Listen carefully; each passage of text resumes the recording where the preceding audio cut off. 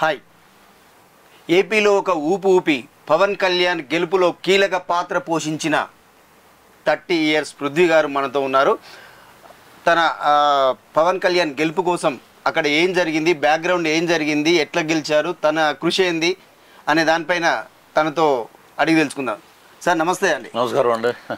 జోష్గా ఉన్నట్టున్నారు. జోషేనండి, ఎందుకంటే ఇది ఒక దుర్మార్గుడి మీద పోరాటం, ప్రజల్లోకి వచ్చిన అనూహ్యమైన మార్పు రావాలి. మార్పు కోసం పవన్ కళ్యాణ్, మార్పు కోసం కూటమి అనుకునే నినాదంతో మేము ప్రజల మధ్యలోకి వెళ్ళాం. అద్భుతమైన తీర్పు ఇచ్చారు. సో జోష్ ఆటోమేటిక్గా ఉంటుంది. అంటే మీరు ఒకటి చెప్పండి, ఇప్పుడు మీరు చాలా కృషి చేశారు, చాలా ఆవేశంతో కానీ ఇదంతా చేశారు, చాలా కీలకంగా పోషించారు. గెలిచిన తర్వాత ఏమైనా మొక్కులు లాంటివి అట్లాంటివి ఏమన్నా ఏదన్నా తీసుకున్నారా? పవన్ కళ్యాణ్ గారి విజయం కోసం, కూటమి విజయం కోసం నేను తలనీలాలు సమర్పించాలండి వెంకటేశ్వర స్వామికి. ఓకే, అనుకున్నాం. అది త్వరలోనే నెరవేర్చుకుంటాం. అది ఓకే. ఇక మేమేమనుకున్నామంటే రాష్ట్రానికి ఒక మంచి రోజులు రావాలి, రాష్ట్ర ప్రజలు బాగుండాలి, బటన్ నొక్కే కార్యక్రమాలు ఉండకూడదు, అభివృద్ధి ఉండాలి. అభివృద్ధి ఇప్పుడు ఇంతకుముందు కూడా పవన్ కళ్యాణ్ గారి ప్రెస్ మీట్ చూసే నేను మీ ఇంటర్వ్యూకి వచ్చాను. నేను ఆయన ఒకటే అన్నాడు, ఏంటంటే విద్య, వైద్యం, సాగునీరు, త్రాగునీరు, రైతన్న సమస్యలు, మహిళా మనుల యొక్క సమస్యలు, ఉపాధి అవకాశాలు, వీటి మీద మొదటి ఫోకస్. పోలవరం, ప్రత్యేక హోదా, వీటి మీద మనం రోడ్లు మరమ్మతులు. నేను ఏదైతే నమ్మానో ప్రజలు ఆ రకంగా కాదు, ఇంకా బలంగా ఇచ్చారు తీర్పు. ఇది మేము ఎవరి మీద రెవెంజ్ తీసుకోము. రెవెంజ్ పాలిటిక్స్ మాకు అనవసరం. ఒక బాధ్యతగా 5 కోట్ల మంది ప్రజలు నా మీద పెట్టినటువంటి ఒక అద్భుతమైన బాధ్యత ఇది. 21 మందికి 21 మంది గెలవటం అనేది రాష్ట్ర చరిత్రలోనే ఒక సువర్ణాధ్యాయం. 100% మేము అనుకున్నట్టు 2 ఎంపీలు కూడా సాధించాం. సో సాధించారనే విజయం ఆ పూటే ఉండాలి మనకి. తర్వాత మనం డౌన్ టు ఎర్త్ ఉండాలి. ఇది ఎక్కడ నెత్తి మీదకి ఎక్కించుకోకుండా ప్రజల కోసం మనం శ్రమిద్దాం, ప్రజల కోసం పాటుపడదాం. జగన్మోహన్ రెడ్డిని కూడా మేము శత్రువుగా చూడం. ఎలక్షన్ అయిపోయింది, ఇప్పుడు అభివృద్ధి వైపే మా కాన్సన్ట్రేషన్ అన్నారు. మంచి పరిణామం. అలాగే గెలిచిన తర్వాత మీరు చిరంజీవి గారితో కానీ, ఎందుకంటే పవన్ కళ్యాణ్ గారు చిరంజీవి గారి ఇంటికి వెళ్ళడం జరిగింది. అక్కడ ఇదంతా మీరు కూడా నాగబాబు గారితో గారి చిరంజీవి గారితో ఏమన్నా మాట్లాడడం జరిగిందా? వాళ్ళు మీతో మాట్లాడడం జరిగింది? నాగబాబు గారితో కలిసి పిఠాపురంలో మేము కాకినాడలో ఉన్న కౌంటింగ్ అప్పుడు ఒక 3ంటికి ఆయన దగ్గరికి వెళ్ళాము పిఠాపురం. ఓకే.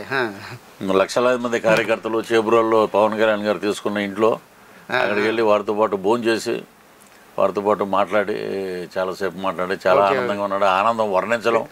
సరే, అక్కడి నుంచి మరలా కాకినాడ వచ్చాం. కాకినాడ వస్తే జన సముద్రం ఉండే. సాయంత్రానికి జన సముద్రం. ఉదయం మధ్యాహ్నం ఒక మాదిరిగా 144 సెక్షన్ అవి పెట్టారు కౌంటింగ్ కేంద్రాల దగ్గర. మేము దిగిన హోటల్లోనే ఆ చుట్టుపక్కల నియోజకవర్గ ఎమ్మెల్యేలందరూ అక్కడే ఉన్నారు. వాళ్ళ కౌంటింగ్ తర్వాత డెక్లరేషన్ ఫామ్ అవన్నీ తీసుకోవటానికి వాళ్ళతో పాటు నేను వెళ్ళటం, ఆ ఫామ్ తీసుకుని రావటం, నేను వెళ్ళాను. చాలా ఆనందం జరిగింది. తర్వాత కాకినాడ మా ఎంపీ గారు ఉదయ్ శ్రీనివాస్ గారు అక్కడే కాబట్టి వారు గెలిచే 1,44,000 చిల్లరంతో మెజార్టీ అండి. వారిని కూడా కలిసాం, అభినందించాం. ఒక ఆనందం. తర్వాత మంగళగిరి రావడం, తర్వాత మరలా మా లోకేష్ గారిని, పవన్ కళ్యాణ్ గారిని, అలాగే నాగబాబు గారిని, నాదెండ్ల మనోహర్ గారిని, వీళ్ళందరూ కలిసి దారి పొడుగున అందరినీ కలవాలనే ఉద్దేశంతో బై రోడ్ వచ్చాము. రోడ్లో ఏ రోడ్డు దాటితే ఎక్కడ దాటినా తెనాలి నుంచి వస్తే తెనాలి దగ్గర ఆగి అక్కడ వాళ్ళని కలవటం, అలాగా ఎక్కడికి వెళ్ళినా ఒక పండగ వాతావరణం, ఒక కోలాహలం. భారతదేశానికి స్వాతంత్రం వచ్చిన అంత ఆనందపడ్డారన్నమాట ప్రజలు. ఓకే. చాలా ఇప్పుడు చూస్తే తెలుస్తూ ఉంది అసలుకి పవన్ కళ్యాణ్ గారు వాళ్ళ అన్నయ్య ఇంటికి వెళ్ళినా కానీ, ఏపీలో ఎక్కడికి వెళ్ళినా కానీ, అలాగే ఇప్పుడు ఢిల్లీకి వెళ్ళి మోదీ కూడా ఇప్పుడే జస్ట్ మనం చూస్తున్నాం. ఏ పవన్ ఏ హే మేరే పాస్ పవన్ హే అంటే పవన్ కాదు, ఇది తుఫాను అని అక్కడ అందరి ముందే అన్ని పార్టీల సభలో చెప్పడం అనేది చాలా హ్యాపీగా ఫీల్ అవుతున్నారు అసలుకి. అంటే దేశవ్యాప్తంగా పవన్ కళ్యాణ్ చేసిన కృషి కానీ, ఆయన హార్డ్ వర్క్ కానీ, అంటే ఎంత అగౌరవపడ్డాడో, ఎంత అసలు మామూలుగా అవమానపడ్డాడో అంత ఒకటేసారి ఇప్పుడు ఒకేసారి రెట్టింపు అయింది అసలుకి. దీని పట్ల మీరు ఏమంటారు అసలు? అంటే ఎక్కడ సేమ్ మీది కూడా అదే పరిస్థితి ఎక్కడ నెగ్గాలో ఎక్కడ తగ్గాలో తెలిసినటువంటి మానవత గొప్ప హ్యూమన్ బీయింగ్ పవన్ కళ్యాణ్ గారు. ఖద్దరు బట్టలు వేసుకున్నా కూడా రాజకీయం అంటున్నటువంటి గొప్ప నాయకుడు. ఈ ఎరాలో ఉన్నటువంటి యువ నాయకుల్లో ప్రథముడు పవన్ కళ్యాణ్. మరి అంతకుముందు ఇప్పుడు అంటే పిఠాపురం ఎమ్మెల్యే, అంతకుముందు వార్డు మెంబర్ కూడా కాదు ఆయన. మరి ఆయన పిలిస్తే మరి భారతదేశ ప్రధానమంత్రి మోదీ నరసరావుపేట బహిరంగ సభకు వచ్చాడంటే is not a man, is a creator. Is record is ఒక పవన్ తలుచుకుంటే పవన్ అనే వ్యక్తి ఒక ఆంజనేయ స్వామి అయితే, యుద్ధంలో మూర్చెల్లిన లక్ష్మణుడు చంద్రబాబు గారు అయితే, ఆయన సంజీవుని తీసుకొచ్చి మరలా బతికించిన ఘనత ఆంజనేయ స్వామి లక్ష్మణుడు. అప్పుడు చరిత్రలో చూస్తే మనం రామాయణంలో. అలాగే ఇప్పటి చరిత్రలో మరలా ప్రాణవాయువులు పట్టించి మనం అందరం ఒకటే కలిసి పోరాడదామని ఆ రాజమండ్రి సెంట్రల్ జైలుకి ఇచ్చి పిలిపించిన రోజునే ఆంధ్ర రాష్ట్ర ప్రజలు డిసైడ్ చేశారండి వార్ వన్ సైడ్ అని. నేను చాలా ఇంటర్వ్యూలో చెప్పా, 136 అసెంబ్లీ, 21 పార్లమెంటు, జనసేన 21 గెలుస్తుందని. అదే అసలు అంటే ఆ రోజునే అర్థమైంది అసలుకి. అంటే చంద్రబాబు గారు కూడా చాలా అంటే చాలా ప్రయారిటీ ఆయన మనసులో కానీ ఆయన మీటింగ్లో కానీ అక్కడ కనిపిస్తుంది. ఎందుకంటే పవన్ కళ్యాణ్ గారి వల్లనే నేను ఇక్కడ ఉన్నాను, కష్టకాలంలో నాకు ఆదుకున్నాడు, అవును, దానివల్ల నేను ఇక్కడ ఈ పరిస్థితిలో ఉన్నానంటే చాలా కనిపిస్తుంది అసలుకి. అలాగే అంటే మీరు పవన్ కళ్యాణ్ గారిని అంటే ఏమని పిలుస్తారు? పవన్ కళ్యాణ్ గారిని నేను మామూలుగా వెళ్ళంగానే పృథ్వీ గారని పిలుస్తాడు ఆయన. మిమ్మల్ని? నన్ను ఓకే, పేరు పెట్టి పృథ్వీ గారు. మీరేమని పిలుస్తారు? నేను మామూలుగా ఆయన గురువు గారు అంటే గురుగొండే ఆయన ఎంత సింప్లిసిటీ అండి, బాబు అని పిలుస్తాను. Okay okay. అంటే ఇండస్ట్రీలో మాకు అలవాటు అయిపోయింది కాబట్టి బాబు ఉన్నారా లొకేషన్లో, బాబు ఏం చేస్తున్నారని అలవాటు. పవన్ గారు అని చాలా మంది పిలవరండి. ఇప్పుడు బాగా పెద్దవాళ్ళు అయితే చిరంజీవి గారు లాంటి సమకాలికులు అయితే కళ్యాణ్ బాబు ఉన్నాడు అని మామూలుగా అంటారు. నాగబాబు గారు కళ్యాణ్ బాబు ఉన్నారా అని మాడతారు. అందుకని మేము బాబు, మీరు కూడా బాగున్నారని. అంటే ఎందుకు నేను చూస్తున్నాను, మీరు చాలా ఇంటర్వ్యూలో కానీ బయట ఇంటర్వ్యూ అనే కాదు బయట కానీ చూస్తే పవన్ కళ్యాణ్ అంటే ఒక పిచ్చి, ఒక ఏరా, ఒక అట్లా కనిపిస్తుంది. ఎందుకు అట్లా ఎందుకు ఏర్పడి? అంటే ఒకటేనండి, నాకు ఎప్పుడైతే మనిషి ఒక ఆత్మాభిమానం దెబ్బతింటదు, అవతలవాడు చేసిన చేష్టల వల్ల, అవతలవాడి వల్ల దురహంకారము, వాడి అధికార మదం, ఇంకా చాలా రకాలుగా ఉన్నాయి వైసీపీలో. వాటికన్నిటికీ మేము కూడా ఏ రోజు కూడా బయటకు వచ్చేసాక కూడా మేము మాట్లాడలేదు. నాడు ఎలాంటి వాడు నేను మాట్లాడలే. కానీ వాళ్ళు చేసే ట్రోలింగ్స్ కానీ వాళ్ళు చేసే ఇది కానీ, ఒక సినిమా పరిశ్రమ నుంచి వెళ్ళినటువంటి రోజా సినిమా ఆవిడ మినిస్టర్ అయితే ఆవిడకి ఫస్ట్ తీసుకొచ్చి పట్టుబట్టలు పెట్టి భోజనం పెట్టి పంపించింది మన చిరంజీవి గారి ఇంట్లో. అలాంటి ఆమె నెక్స్ట్ డే తిరుపతి వెళ్ళి పవన్ కళ్యాణ్ గాడిదకున్నట్టు 55 ఏళ్ళున్నాయి, మరి నీ ముడ్డు కింద నీకే ఉన్నాయిగా 50 ఏళ్ళ పైన. నువ్వు ఇలాంటి దుర్భాషలైనటువంటి మాటలు, ఇలాంటి మహిళలు మాట్లాడలేనటువంటి మాటలు, అటు కుసంస్కారి అని అంటాను నేను. ఎందుకంటే టూరిజం మినిస్టర్ నీకు ఇచ్చారు, రాష్ట్రంలో ఏదో నెంబర్ 1 స్థానంలో ఉందని అంటదామె. ఏ 27, 29, 30లోకి వెళ్ళిపోయింది మంది. టూరిజం పేరు పెట్టుకుని నువ్వు ఆ ఊర్లో ఈ ఊర్లో తిరగటానికి, నీ ఫ్యామిలీతో తిరగటానికి ఆ మంత్రి నీకు ఉపయోగపడింది, ఆ మంత్రివర్గం. అలాగే నువ్వు ల్యాండ్ మాఫియా, ఇసుక మాఫియా, ఇవన్నీ కూడా ఇవి కూడా చాలా చేసిందండి, చాలా రకాలుగా చేసింది. 1000 కోట్లు సంపాదించి రేపు పొద్దున్న ఈడీ వస్తుంది. మా లోకేష్ గారు రెడ్ బుక్ ఉంది, రెడ్ బుక్లో కూడా నీ పేరు ఉంది. రెడ్ బుక్లో కూడా ఉంది పేరు, ప్రప్రదంగా రిజిస్టర్ అయి ఉంది పేరు. ఏం చేయబోతురామని అప్పుడు మేమేం చేయమంటే చట్టం దాని పని చేసుకెళ్ళిపోద్ది. కక్ష సాధింపు రాజకీయాలు మేము చేయము, ప్రజల సొమ్ము నువ్వు దోచుకున్నావు, అవన్నీ కక్కు. ఏమంటుందట అసలు ఇప్పుడు కూడా మాట్లాడింది కదా. ఇప్పుడు ఎందుకంటే జగన్మోహన్ రెడ్డి గారు లాంటి వాడికి ఇంకా ఆ బలుపు తగ్గలేదంటే ఆయన ఇలా కూర్చుని అక్కడ ఎక్కడో పేపర్ పెట్టారు, జరిగినందుకు ఎందుకు ఇలా జరిగిందో, ఎవరు మోసం చేశారో నన్ను, అవ్వదాతలు ఏమయ్యారు, నా అక్కా చెల్లెళ్ళు ఏమయ్యారు, నా ఆటో డ్రైవర్లు ఏమయ్యారు, నా రిక్షా కార్మికులు ఏమయ్యారు? నేను డబ్బులు పెట్టాను, నేను డబ్బులు పెట్టించావు, నువ్వు ఎందుకు వేయలేదురా మీరు అని ప్రజలను తిడితే అది ఎంతవరకు తప్పండి? అది ప్రజలు ఏమనుకున్నారు? మాకు పింఛను కావాలి, వృద్ధులు ఏమ్మా జగన్మోహన్ రెడ్డి ఓడిపోయాడు, పింఛను మీరు ఓట్లు వేసారు, మీకు అంతకుముందు పింఛను వచ్చింది కదంటే పింఛను 80 ఏళ్ళు వచ్చినాయి, మా ఆయనకి పింఛన్ లేదు, నాకేదో ఇచ్చారు, అది కూడా బతిమలు అడుగుంటానే ఇస్తున్నారు. రేపు చంద్రబాబు వచ్చాక 6,000కి ఎంతో పెరుగుద్ది అన్నారు. అద్భుతంగా మా జీవితాలు బాగుపడతాయి. మళ్ళీ మాకు అమ్మఒడి ఒక్కరికే ఇస్తున్నారు. మా ఇంట్లో 3 పిల్లలు ఉన్నారు. 26,000 మేము సంపాదించి మళ్ళీ 13,000తో ఆ 26 జాయింట్ చేయాల్సి వస్తుంది. చాలా కష్టపడుతున్నాం. వాళ్ళు ఏదో ఎండకి ఇబ్బంది పడుతున్నారు, మన పిల్లలు కూడా చల్లగా ఉండాలి ఇంట్లో అని చెప్పి ఏదో మేము కూడబెట్టుకున్న డబ్బులతో ఒక ఏసీ కొనుక్కుంటే నెక్స్ట్ సంక్షేమ పథకాలు కట్టంట, వాళ్ళకి ఫ్రిడ్జ్ ఉంటే కట్టంట, కరెంట్ ఏదో కొంచెం ఆ లిమిట్ దాటిందంటే పథకాలు కట్టు. ఇలాగే హిట్లర్ పరిపాలన చూశారండి. ఎక్కడ చూసినా దేశ రక్షణ మంత్రి రాజ్నాథ్ సింగ్ గారు అనకాపల్లి బహిరంగ సభకు వచ్చినప్పుడు, ఆయన రక్షణ మంత్రి భారతదేశానికి ప్రోటోకాల్ ఉంటుంది పైకి ఎక్కాలంటే రథం మీదకి. ఆ బ్లాక్ క్యాట్ కమాండోలు అందరూ ఆయన ఎలా అని పిలిచాడు నన్ను పైకి. పిలిస్తే నేను ఆయన పక్కన నిలబడితే ఆయన మాట్లాడిన మాట ఏంటంటే, ఏ జగన్మోహన్ రెడ్డిగా గవర్నమెంట్ ये गंजाई का अड्डा है, आंध्र प्रदेश माफिया का अड्डा है और लिकर का अड्डा है, लैंड माफिया ये सब चोर का आदमी है इसको అని ఆయన వాళ్ళందరికీ తెలుసు. కేంద్ర ఇంటెలిజెన్స్ దృష్టిలో కూడా ఇలాంటివి ఉన్నాయండి, వాళ్ళందరూ చూశారు. ఇదే వాళ్ళ ఇంటెలిజెన్స్ సర్వే ఉంది.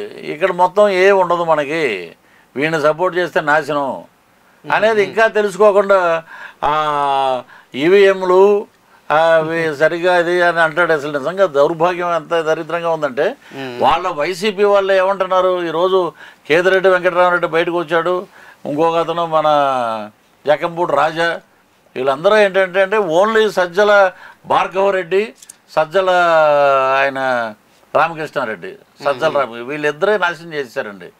వారి పార్టీని అధపాతాలను తొక్కేసింది వీళ్ళే. కార్యకర్తలు కలవటానికి లేదు, వాళ్ళ బాధలు చెప్పుకోవటానికి లేదు. అలాగే ఎమ్మెల్యేలు మంత్రులు అక్కడికి వచ్చి నిలబడి వెనక్కి తిరిగి వెళ్ళిపోయిన సందర్భాలు చాలా ఉన్నాయి. అంటే ఫెయిల్యూర్కి ఇవన్నీ అవి విశ్లేషించుకో నువ్వు ఇంకా నీ అహంకారం పోకుండా నేను 4,75,00,000 నేను డబ్బులు వేసాను నాకేలేదంటే, నువ్వు డబ్బులు వేసి ఓట్లు కొందామని డబ్బులు వేసావా? సంక్షేమం కోసం వేసావా డబ్బులు? గుడివాడ కొడాలి నాని కొంతమంది ఇండ్లలో ఎమ్మడి పడుతున్నారంటే ఎంత పడుతున్నారంటే, నువ్వు మాట్లాడిన బూతులు ఎన్ని మాట్లాడావు? చంద్రబాబు ఆడోకి ఎదవా ఈడోకి ఎదవా అని మాట్లాడావు నువ్వు. ఆఖరికి రోజేముంది, జగన్మోహన్ రెడ్డి మోచేతి మీద ఉన్న వెంటు కూడా పీకలేవంటే ప్రజలు ఏమంటున్నారు, ఈరోజు మీ ఇద్దరు ఇంట్లో కూర్చొని ఒకళ్ళ ఇంటికి ఒకళ్ళు పీక్కుండా అంటారండి. ఇది పరిస్థితి. ఇంత వర్డిక్టు నీకు ప్రజా సముద్రం ఒక్కసారి ఎగబడి ఉప్పెనలాగా తిరగబడిందంటే, ఎన్టీ రామారావు గారు హయాంలో ఉన్నప్పుడు కాంగ్రెస్ పార్టీని అధపాతాలని తొక్కేస్తాను నేను అని అన్నాడు ఆయన. అంటే భూస్థాపితం అన్నట్టుగా పవన్ కళ్యాణ్ గారు అన్నారు. వామనుడు అవతారంలో నేను బలిచక్రవర్తిలాగా నేను భూమిలో తొక్కకపోతే నేను పవన్ కళ్యాణ్ కానే కాదు అన్నాడు ఆయన. అలాంటి వ్యక్తి. ఆ ఆవేశం ఎలక్షన్లో ఉంది. ఇప్పుడు మనం గెలిచాం, అద్భుతమైన ఇదే ఆవేశంతో పరిపాలించాలి రాష్ట్రాన్ని. మరలా మనం వెళ్ళినప్పుడు మొత్తం సీట్లు మనమే గెలుచుకోవాలని డంకా బజాయించి ఎమ్మెల్యేలకి అందరికీ కార్యకర్తలకి అందరికీ చెప్పారు. కూటమి అభ్యర్థులు కూడా అలాగే ఉన్నారు. పరిపాలించాలంటుండు కదా, ఏం పదవి రాబోతుంది, ఏం పదవి ఆశిస్తారు, మీరేం కోరుకుంటారు, ఏంది ఏం చర్చ? పవన్ కళ్యాణ్ గారికి నాకు తెలిసి డిప్యూటీ సీఎం వస్తుందండి ఆయనకి. అలాగే హోమ్ మినిస్టర్ వస్తే 2-3 కీలకమైన శాఖలు వారి దగ్గరే ఉంటాయి. ఇది 100% కరెక్ట్ సమాచారం ఇది. ఓకే, డిప్యూటీ సీఎంతో పాటు హోమ్ కూడా ఈయన పంచినట్టు పప్పు బెల్లలాగా 5-6 డిప్యూటీ సీఎంలు ఉంటారండి, ఒకళ్ళే ఉంటారు. ఓకే, అది కూడా ఉంది, ఒక్కళ్ళే. రైట్. నెక్స్ట్ అద్భుతమైన మినిస్టర్లు ఉన్నారు. అవును, అప్పుడు 2-3 ఇస్తే పవన్ కళ్యాణ్ గారికి వాల్యూ ఏముంటుంది? 4-5 ఈయన కూడా ఒకరేనంటే. ఇప్పుడు ఆ ఉన్న 11 మందిలో నిన్న మొన్న మంగళగిరిలో చెప్తున్నారండి, ఆ 7 కూడా వెళ్ళిపోయేటట్టు రెడీగా ఉందంట రూటు. ఆ 7 కూడా చంద్రబాబు వెళ్ళిపోతారండి, ఉండరు. ఆ 10 మంది వెళ్ళిపోయినా ఆశ్చర్యపోకర్లు, ఈయన ఒక్కడే ఉంటాడు అన్నమాట. ఒక ఎమ్మెల్యే ఇంకా అది కూడా ఉండదు కాబట్టి వదిలేసి లండన్లో వెళ్ళిపోయి వ్యాపారాలు చేసుకున్నాడు. అక్కడే కొన్నాడు కదండి గట్టిగా.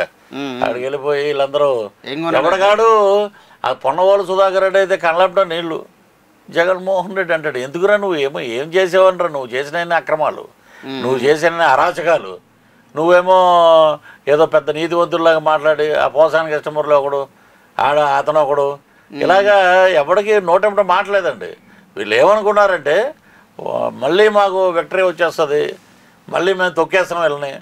ల్యాండ్ టైటిలింగ్ యాక్ట్ మేము చేసి వదిలేము ఒక యాడ్, అది జనబాహుల్యంలోకి బాగా వెళ్ళిపోయిందండి.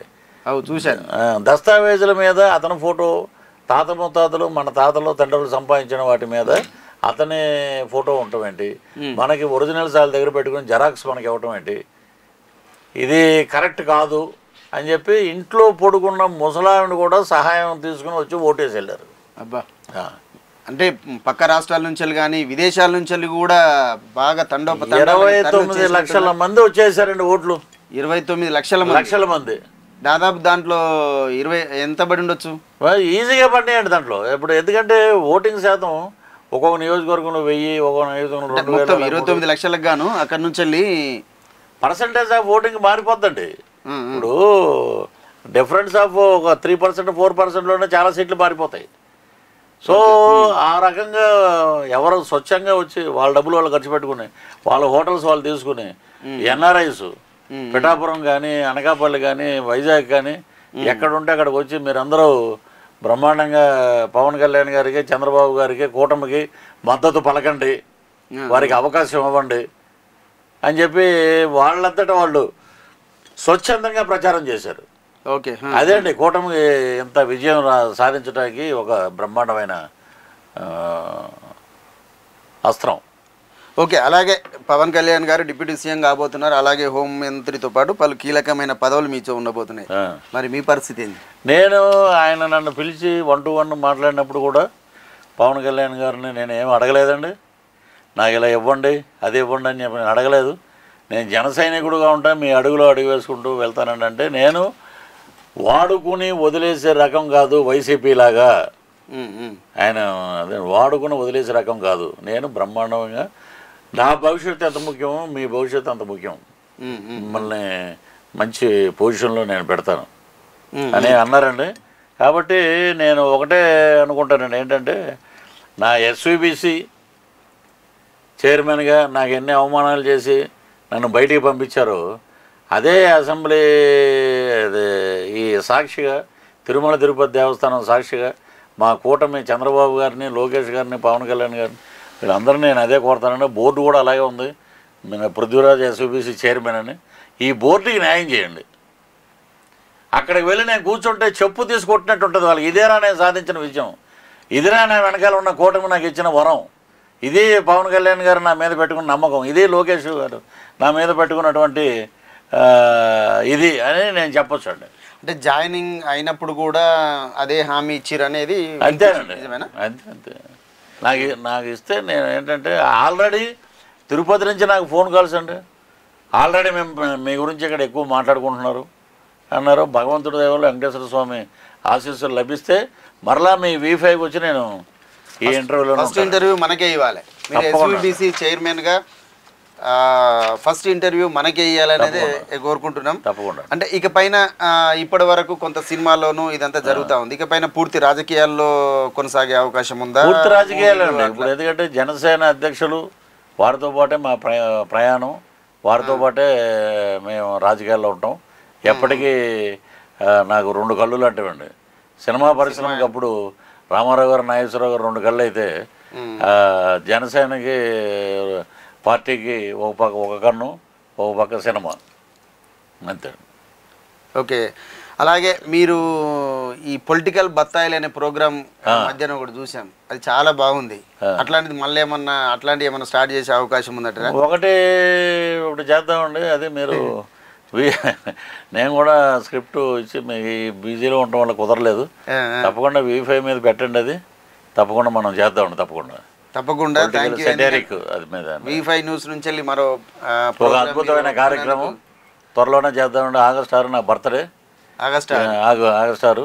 రైట్, మేము కూడా రెడీగా ఉన్నాం, మీకోసం స్క్రిప్ట్ అదంతా తయారు చేస్తాం, కాన్సెప్ట్ అంతా కూర్చొని మనము డిస్కస్ చేసే పనిలో ఉందాం. తప్పకుండా అండి, తప్పకుండా. అలాగే సినిమా ఇండస్ట్రీ గురించి అంటే మీరు అక్కడ కూటమి ప్రభుత్వం రాబోతుంది, ఇండస్ట్రీకి ఎలాంటి డిమాండ్స్ పెట్టబోతున్నారు, ఎలాంటి కార్యక్రమాలు చేయబోతున్నారు? ఇండస్ట్రీ పరంగా అండి, కూటమి ఎప్పుడైతే ప్రభుత్వం ఏర్పరుస్తుందో పవన్ కళ్యాణ్ గారు కీలక పాత్ర పోషిస్తున్నారు. సినిమా రంగం నుంచి వచ్చిన కాబట్టి అద్భుతంగా చిన్న సినిమాలకి అద్భుతమైన అవకాశాలు ఉంటాయండి. నెక్స్ట్ చిత్ర పరిశ్రమ ఎదుగుదలకి ఆంధ్రప్రదేశ్లో చాలా సహకరిస్తారు ఎఫ్డిసి. అలాగే ఇక్కడ ఉన్నటువంటి సమస్యలన్నీ, కార్మికుల సమస్యలన్నీ పరిష్కరించే దిశగా పవన్ కళ్యాణ్ గారు దాని మీద ఒక ప్రణాళికగా కూడా ఉన్నారు. తప్పకుండా అవన్నీ నెరవేరుతాయండి. Okay okay. అలాగే ఇప్పుడు జగన్ గారికి అంటే జగన్ సర్కార్ మీ మీద కక్షపూరితంగా చాలా చేసిందని పాపం చాలా వరకు అయిపోయింది. ఇప్పుడు జగన్ గారికి ఒకవేళ V5 ముఖంగా మీరు ఏం చెప్పదలుచుకున్నారు? ఒకటేనండి, ఒక మంచి వాడిని ఇబ్బంది పెట్టి బయటికి పంపిస్తే ఆ ఉసురు శాపమై, ఆ శాపమై మీకు పాపమై మీ సామ్రాజ్యాన్ని అధపాతాలని తొక్కేసింది. అది అయిపోయింది. నా ఆనందానికి అవధులు లేవు. సరే, అదంతా రాజకీయం అయిపోయిందండి. ఇక మీదటైనా మీరు ఏంటంటే మీకు చెప్పే స్థాయి లేదు అని ఎవడైనా అనొచ్చేమో, కానీ చెప్పే స్థాయి నాకు ఉందండి. ఎందుకంటే నాకన్నా చిన్నోడు మీరు, చిన్నోడు అతను. ఎంతంటే 45 ఎంత ఉంటాయి అంతే. మేము 55 దగ్గరికి వచ్చాం కదా, మేము చెప్పొచ్చు. నీకన్నా ఎక్కువ చదువుకున్నాం, మేము చెప్పొచ్చు. అప్పుడే నాన్నగారు ఇప్పుడు మీ నాన్నగారు ముఖ్యమంత్రిగా ఉండబట్టి మీకు ముఖ్యమంత్రి హోదా వచ్చింది. మా నాన్నగారు ముఖ్యమంత్రి ఉంటే మేము ముఖ్యమంత్రి అయ్యి ఉండేవాళ్ళం.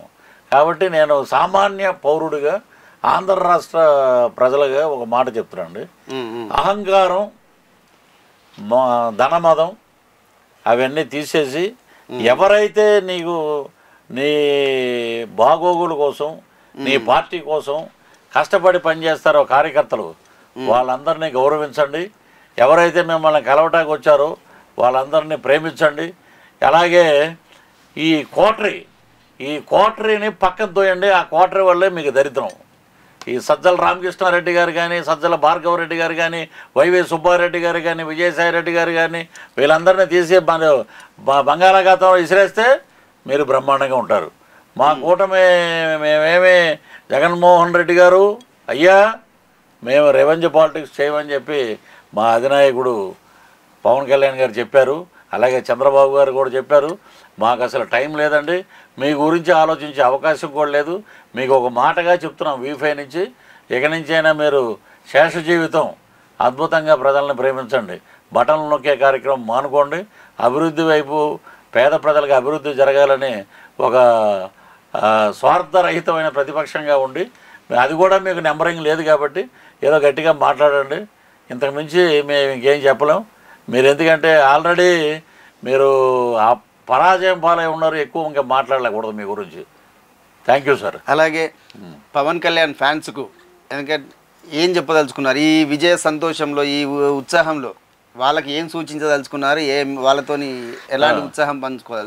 పవన్ కళ్యాణ్ గారు ఫ్యాన్స్కి, అలాగే కూటమిలో ఉన్నటువంటి 3 పార్టీల కార్యకర్తలు, జనసేన, తెలుగుదేశం, బీజేపీ, ఈ 3 కార్యకర్తలు మరియు పవన్ కళ్యాణ్ గారి ఫ్యాన్స్ అందరూ, మనం అందరికీ ఏంటంటే పవన్ కళ్యాణ్ గారు ఇప్పుడే గురువు గారు ఒక అద్భుతమైన ప్రెస్ మీట్ పెట్టి చెప్పారు. నేను ₹1 తీసుకుంటాను, అలాంటి సొల్లు మాటలు చెప్పను. ఎమ్మెల్యేగా నాకు వచ్చే జీతం నేను తీసుకుంటా, నేను రాయితీలు ఏమన్నా నేను తీసుకుంటా. ఎందుకంటే ట్యాక్స్ కట్టి మనకి జీతాలు ఇస్తున్నారు ఆంధ్ర రాష్ట్ర ప్రజలు. రేపొద్దున నేను ఏ పని చేయకపోయినా నా కాలర పట్టుకుని మా జీతం తీసుకున్నావు అనేది గుర్తించాలని చెప్పి నేను ఈ పని చేస్తున్నాను. ఇది నిజంగా హ్యాట్స్ ఆఫ్. ఎవరు మాట్లాడలేదు దూరగాలంటే మాట. అలాగే మనం అందరూ సంయమనంగా పాటించాలి. మనం అనుకున్న దరిద్రం వెళ్ళిపోయింది. అద్భుతమైన కూటమి ద్వారా జనసేన వచ్చింది, అద్భుతంగా బ్రహ్మాండంగా ఉంది. మన నాయకుడు గెలిచాడు. మనం అందరం ఎవరి తాలూకు అంటే ఈ రోజు నుంచి పిఠాపురం ఎమ్మెల్యే గారి తాలూకు అని చెప్పుకుందాం. కాబట్టి ఎవరు కవ్వింపు చర్యలు మనకు అనవసరం, అయిపోయింది. మనం ఏదనుకున్నాము పవన్ కళ్యాణ్ తాలూకా కాదు, ఇప్పుడు పిఠాపురం ఎమ్మెల్యే గారి తాలూకా. కాబట్టి మనం అనుకున్నది నెరవేర్చాం. ఇంకొక 15 ఏళ్ళు ఇలాగే మనం అభివృద్ధి వైపు వెళ్దాం. ఎవడైనా మాట్లాడినా మనం పట్టించుకోవద్దు, దాడులకు పాల్పడవద్దు. హ్యాపీగా ఉందాం, మనం హ్యాపీగా భోంచేద్దాం, చక్కగా పనులు చేద్దాం, ఎక్కడ సమస్యలు ఉన్నా అధినాయకుడి దృష్టికి తీసుకొద్దాం అని చెప్పి మిమ్మల్ని అందరినీ ప్రార్థిస్తాం. అలాగే పిఠాపురంలో మీరు చాలా రోజులు ఉన్నారు, అడ్డ వేశారు ప్రచారంలో. అంటే ప్రచారంలో ఏదైనా అంటే అందరికి తెలుసుకోవాలని ఉంటుంది ఫ్యాన్స్కు. ఇప్పుడు ఎట్లా అంటే చాలా చిన్న చిన్న ఇన్సిడెంట్ కూడా తెలుసుకోవాలి ఉంటుంది. అక్కడ జరిగిన ఇన్సిడెంట్స్ ప్రచారంలో భాగంగా మీరు అక్కడ ఉన్నప్పుడు జరిగిన ఇన్సిడెంట్స్ ఒకటి రెండు మేము 2 విడతలుగా ప్రచారం చేసాము. అక్కడ ఫస్ట్ విడత ఒక 10 రోజులు, తర్వాత మొత్తం రాష్ట్ర వ్యాప్తంగా ఒక 32 రోజులు సార్ క్యాంపెయినర్గా జనసేన పార్టీ తరఫున మా మీద పెట్టిన నమ్మకాన్ని ఒమ్ము చేయకుండా అద్భుతంగా ప్రజల మధ్యకి వెళ్తే ఎవరు కూడా ఎండల్లో మీరు ఎక్కువ తిరగకండి, పెద్ద పెద్ద ఏజ్ ఉన్నవాళ్ళు కానీ, రైతులు కానీ, మహిళలు కానీ ఆ గుమ్మంలోకి మేము పాదయాత్రగా వెళ్ళి గడప గడపగా తిరుగుతుంటే నమస్కారం పెట్టడం, వాళ్ళు ఎలా అంటాం గాజు గ్లాస్, మాకన్నా ముందు వాళ్ళే గ్లాస్ చూపిస్తున్నారు. పిఠాపురం మొత్తం అలా అయిపోయిందంటే మొత్తం ఆంధ్ర రాష్ట్రం మొత్తం అమ్మ మీకు ఇక్కడ గ్లాస్ లేదు కదా, మరి కూటమి అభ్యర్థి ఎవరంటే సైకిల్ అంటున్నారండి, పార్లమెంట్ అభ్యర్థి ఎవరంటే కమలం అంటున్నారు. అంటే జనాలు మనం గుర్తు చేయాల్సి రాకుండా వాళ్ళే చెప్పడం మొదలుపెట్టారు. అంటే మేము విసిగిపోయి ఉన్నాం, ఈ రాక్షసుని పక్కకు పంపించాలి. అదే ఇది ఎక్కడికి వెళ్ళినా మాకు ఏ ఇంటికి వెళ్ళినా మంచినీళ్ళు ఇవ్వటం, గాజు గ్లాసులో టీ ఇవ్వటం. ఒక మహిళ 85 ఏళ్ళ ఒక వృద్ధురాలు ఆమె పిఠాపురంలో చెప్పిందండి, ఆయన ఏదో జగన్మోహన్ రెడ్డి గారు గ్లాసు సింకులో ఉండాలి, సైకిల్ బయట ఉండాలి, ఫ్యాన్ ఇంట్లో ఉండాలని ఏదో చెప్పాడు. మేము ఈ గ్లాసు మధ్యతరగతి వాళ్ళం, గ్లాసు మేమే కడుక్కుంటాం, దాంట్లో పాయసం తాగుతాం, గంజి తాగుతాం, మంచినీళ్ళు తాగుతాం, టీ తాగుతాం. కాబట్టి మీరు ఈ టీ తాగండి. మనది మధ్యతరగతి గుర్తు గ్లాసు పగిలే కొద్ది పదులెక్కుద్ది అందామే.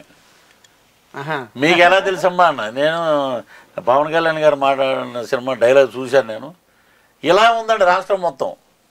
ఎక్కడికి వెళ్ళినా కూడా విశ్వవిఖ్యాత నట సార్వభౌమ నందమూరి తారక రామారావు గారు ఏర్పరిచినటువంటి తెలుగుదేశం పార్టీకి ఈరోజు అమోఘమైన మద్దతునిచ్చారు ప్రజలు అని చెప్పి మేము ఎక్కడికైనా నా స్పీచ్ల ద్వారా మాట్లాడి, రామారావు గారి డైలాగ్స్, అలాగే పవన్ కళ్యాణ్ గారు చెప్పిన మాటలు, 25 కేజీల బియ్యం కోసం కాదు మనం అరువులు తాగుతాం, 25 సంవత్సరాల మన బిడ్డల భవిష్యత్తు కోసం మనం పోరాడాలి.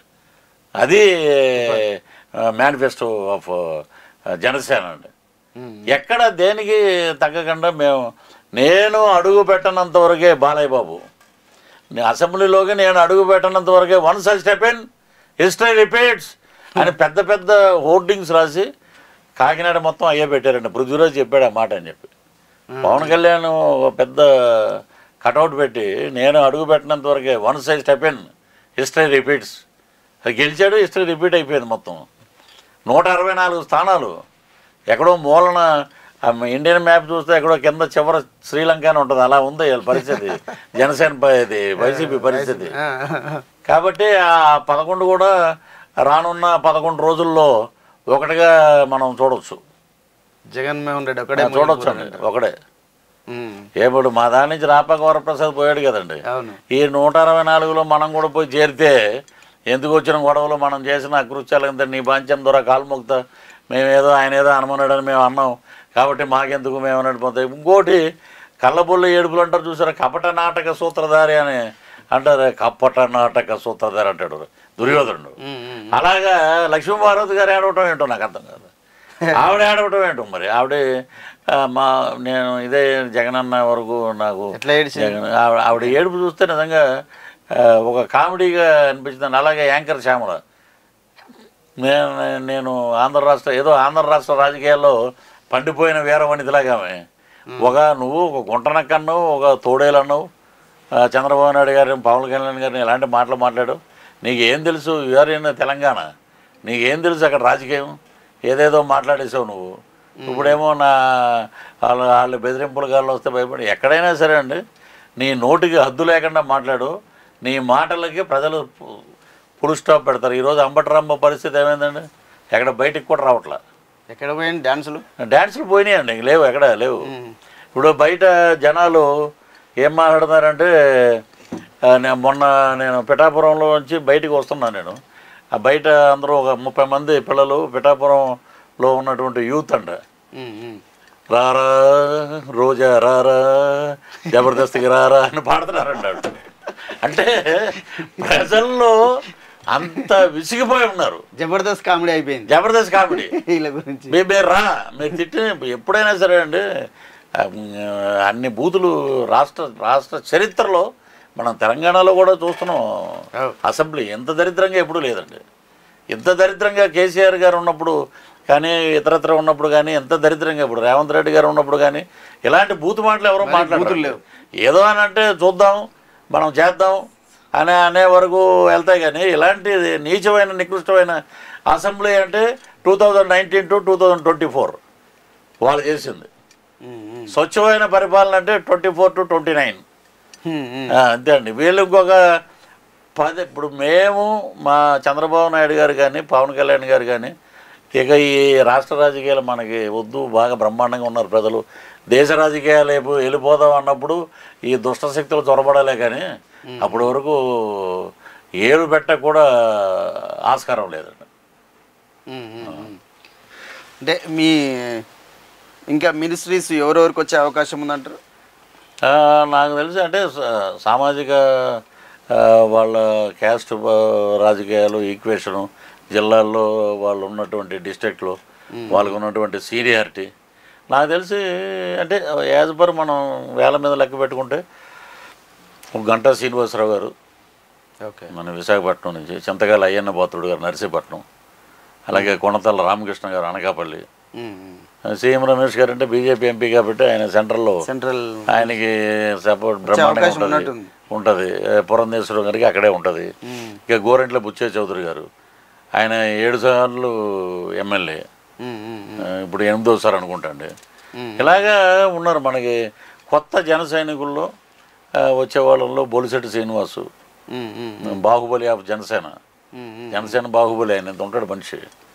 అలాగా మనకి విజయవాడ, కృష్ణా, గుంటూరు, చిత్తూరు ఇలాగా ఎవరైతే పార్టీకి బాగా సేవలు చేశారో వాళ్ళు కూటమి కూడా 144 మంది అభ్యర్థులండి. ఒక 10 మంది ఓడిపోయినా కూడా వాళ్ళు ఏంటంటే అద్భుతమైన విజయాలు సాధిస్తాయి. వాళ్ళందరికీ వస్తాయంటే జనసేన కూడా మంచి ఒక 4 పోస్టులు రావచ్చు అని అనుకుంటున్నాం. ఓకే. అలాగే ముద్రగడ పద్మనాభం ఆయన పేరు మార్చుకుంటాని మొన్న కూడా ఏదో ఇంకా దరిద్రుడు చేసిన ఏదో పని వల్ల పద్మనాభ రెడ్డిగా మార్చుకుంటే ఏముందండి, అది నాకు అది గెజెట్లో పేరు మార్చుకుంటాను, పేపర్లు తెప్పించాను మళ్ళీ ఒకటి, మళ్ళీ నువ్వు ఎందుకురా బోల్డ్ డబ్బులు అయ్యే అడుక్కున్నవాడుగా ఏదైనా ఇస్తే అడు భోజనం చేస్తాడు, ఏదైనా అయిపోయిందండి. మీరు చెప్పకపోయారా ఏమొద్దులే మేము క్షమించేసినాము, మేము క్షమించాల్సిన అవసరం.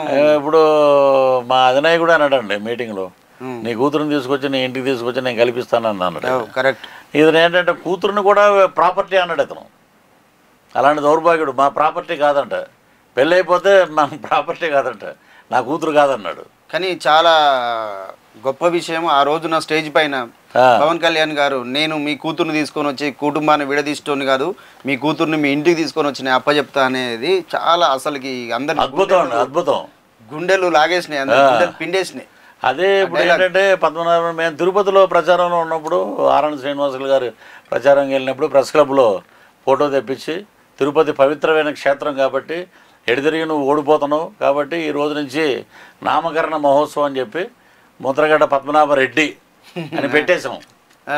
ఇంకా ఆయన దౌర్భాగ్యం ఎన్ని పెట్టుకోవడం ఇంకంతేనండి. అతను ఏంటంటే ఒకప్పుడు ముద్రగడ, చెరుకుగడ, తర్వాత వెదురుగడ, ఇప్పుడు ఏంటంటే అతను రేపొద్దున్న ఎలక్షన్ అయిపోయింది కదండి, గవర్నమెంట్ వచ్చాక బెదిరింపులు మొదలెడతాడు, గదిలో కూర్చొని రివాల్వర్లు పెట్టుకుంటాడు, నేను కాల్చుకుంటా చచ్చిపోతాడని. అంతకు మించి చరిత్ర క్షమించదండి.